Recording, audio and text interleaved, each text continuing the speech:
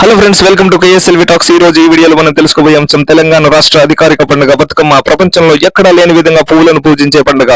తెలంగాణ సంస్కృతి సంప్రదాయాలకు ప్రతీకగా నిలిచేది బతుకమ్మ పండుగ. తెలంగాణ ఆడపడుచులు అంతా కలిసి సంబరంగా జరుపుకునే పండుగ.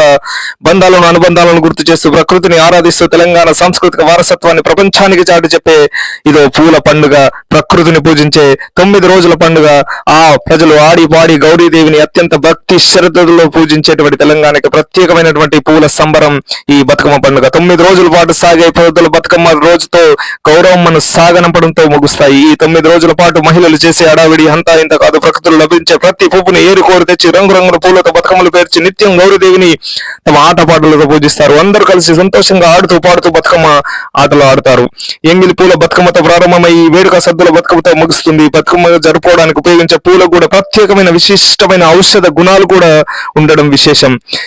ఈ పువ్వులు గునుగు, బంతి, చామంతి, సంపెంగ అండ్ పోక బంతి, మల్లె, మందార చాలా రకాల పువ్వులను ఉపయోగిస్తూ గుమ్మడి పువ్వులు, గుమ్మడి ఆకులు, పచ్చుకుచ్చుల పువ్వులు, రకరకాల పువ్వులను బతుకమ్మలుగా పేర్చి బతుకమ్మ సంబరాలు జరుపుకుంటారు. బతుకమ్మ సంబరాల్లో భాగంగా మహిళలు చక్కగా ముస్తాబై అత్యంత భక్తి శ్రద్ధలతో సంబరాలు జరుపుకుంటారు.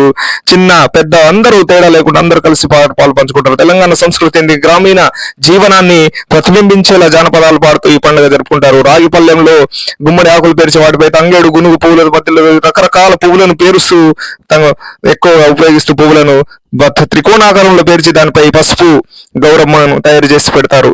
ఇలా తయారు చేసిన బతుకమ్మను దైవంగా పూజిస్తారు. సాయంత్రం సమయంలో అందరూ బతుకమ్మలు చెరువులో నిమజ్జనం చేస్తూ వారికి నైవేద్యాలను ప్రసాదం అందరూ పంచుకొని తింటారు.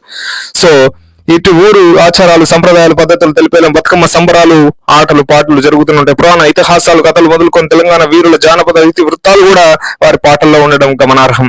ఈ బతుకమ్మ పాటల్లో తెలంగాణ సంస్కృతికి పెద్ద పీట ఉంటుంది.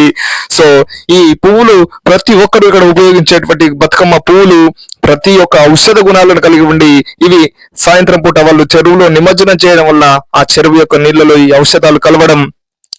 పూర్వకాలంలో మనుషులు చెరువు నీళ్లే తాగుతూ బ్రతికేవారు కాబట్టి ఈ చెరువులో ఇలాంటి మంచి మంచి పూలన్నింటిని వేయడం వలన అక్కడ ఔషధ గుణాలు, బ్యాక్టీరియా కానీ వైరస్ కానీ చనిపోయి ఆ నీళ్లు అక్కడ ఉండేటువంటి జంతువులు, పశువులు, పక్షాదులు అన్ని తిని తాగడం వల్ల వాటికి ఎంతో ఆరోగ్యంగా ఉండడం. ఇది ప్రకృతికి మనిషికి మధ్య సంబంధాన్ని సూచిస్తూ ఉండే ఒక గొప్ప పండుగ. Thank you all for watching this video. Thank you. Like, share, subscribe చేయండి. 10 మందికి ఈ వీడియోని చూపించండి.